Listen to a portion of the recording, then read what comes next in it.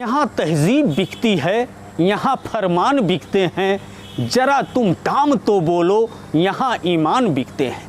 पूरे कायनात में रोशन करने वाला, पूरे कायनात को उजाला देने वाला बिजली विभाग खुद अंधेर गर्दी में जी रहा है। बिजली विभाग में इस तरह का अंधेर गर्दी छाया हुआ है कि यहाँ के लोग न्याय की फरियाद करते हुए दिखाई दे रहे हैं, लेकिन कोई सुनने वाला नहीं है। हम आपको बता देना चाहते हैं कि हंसवर थाना अंतर्गत हरसंहारपुर एक गांव है, जहां पर लाइनमैन जैसे खंभे पर चढ़ता है पूरे शरीर में उसके आग लग जाती है और देखते ही देखते उसका शरीर जल उठता है, जिंदे जल उठता है वह लाइनमैन, और अचानक धाय की आवाज़ आती है, पूरा शरीर उसका दग जाता है, वो नीचे गिर जाता है। क्यों वह उसी के बगल का गांव एक डंगी का निवासी था जो करीब 1-2 किलोमीटर घटना स्थल से दूर था।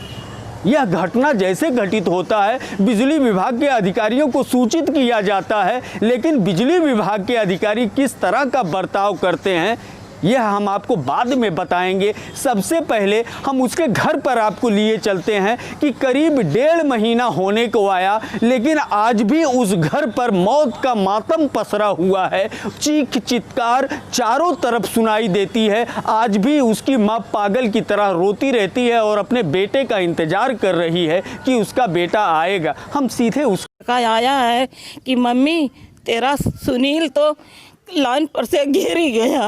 मैं कहे भैया कैसे गिर गया? वो कहे रो मत, तेरा भैया अब नहीं है, नहीं मिलेगा। वहाँ पर से लेके यहाँ पर आए सारे अथवा वाले दिल वाले सारे वहाँ पर आके गुड करके अब का बोले कि किसी को गलती नहीं, हम लोग निकाल दिए। इन लोग वैसे बुला के काम कराते थे।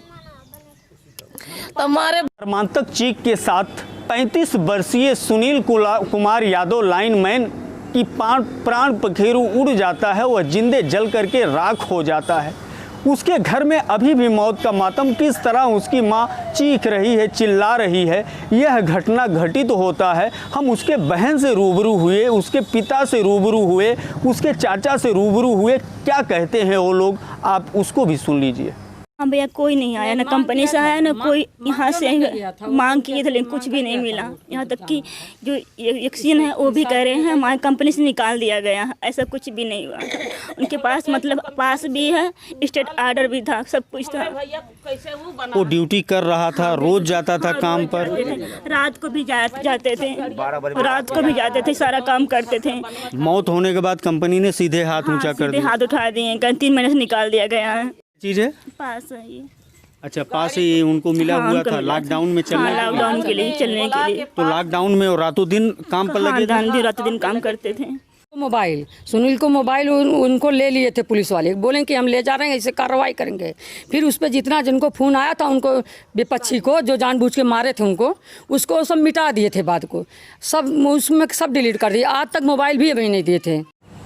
यह हृदय विदारक घटना घटित होता है। पूरे विभाग में हड़कंप मच जाता है, चारों तरफ सनसनी फैल जाती है, लेकिन उसको न्याय देने के बजाय दूसरी तरफ विभाग पूरी तरह से शतरंज का खेल खेलना चालू करता है और विभाग ने कह दिया कि यह सुनील कुमार यादव मार्च में ही निष्कासित कर दिया गया है, इसलिए इसको कोई सहयोग नहीं मिलेगा। यह सुन करके उसके परिवार के लोग पूरी तरह से दंग रह जाते हैं। उसके लाश को, सुनील कुमार यादव के लाश को रोड पर रख करके न्याय की फरियाद करते हैं और पुलिस प्रशासन के लोग आते हैं, फटकार करके भगा देते हैं और उस लाइनमैन के मोबाइल को पुलिस वाले अपने कब्जे में इसलिए ले लेते हैं कि क्योंकि जो कॉलिंग हुआ है विद्युत विभाग द्वारा, एडमिनिस्ट्रेशन द्वारा, उसको रातों दिन जो सेवा में लगा हुआ था, लाइनमैन का काम कर रहा था, उसको हैंडल किया जा रहा था, वह कॉल डिटेल कहीं विद्युत विभाग और इससे जुड़े हुए लोगों के गले की हड्डी न बन जाए, इसलिए थाना अध्यक्ष ने उस मोबाइल को अपने कब्जे में ले लिया। किस तरह से धरना प्रदर्शन हो रहा है न्याय के लिए, हम आपको सीधे सड़क पर लेकर के चलते हैं।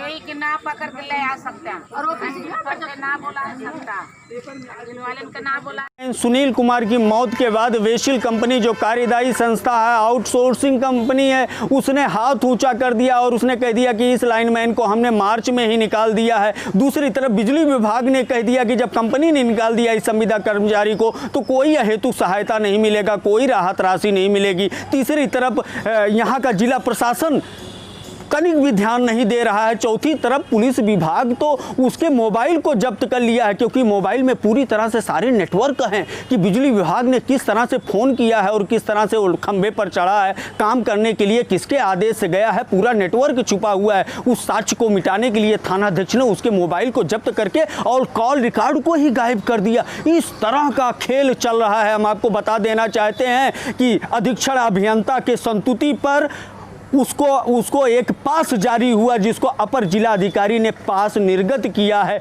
वह सबूत मेरे पास है कि वह 24/7 काम कर रहा था लॉकडाउन के दौरान और वह डेली उसकी हाजिरी होती थी, लेकिन वेशिल कंपनी हाथ ऊंचा कर रही है। हम आपको बता देना चाहते हैं बहुत बड़ा इसमें भ्रष्टाचार छुपा हुआ है, बहुत बड़ा खेल चल रहा है। अगर उसके पास को और उसके कॉल डिटेल को और अपर अभियंता के बयान को अगर लिया जाता है और गंभीरता से जांच किया जाता है तो इस लाइनमैन को जरूर न्याय मिलेगा, जो पूरी तरह से जल करके खाक हो गया। उसके परिवार भुखमरी के कगार पर है। हम आपको बता देना चाहते हैं अंतिम दम तक एपीडीपी लड़ाई जारी रखेगा इस लाइनमैन के लिए। इसके अलावा ढेर सारे लाइनमैन हैं जो मौत के काल के गाल में समा चुके हैं और वेशिल कंपनी ने हाथ ऊंचा कर दिया है, उसको कोई सहायता नहीं दिया। उस मामले को भी हम आप तक ले आएंगे और उनको न्याय दिलाने के लिए पूरा प्रयास करेंगे। बस आप बने रहिए हमारे साथ एपीडीपी न्यूज के साथ। मैं ज्ञानेंद्र पांडे ज्ञानी,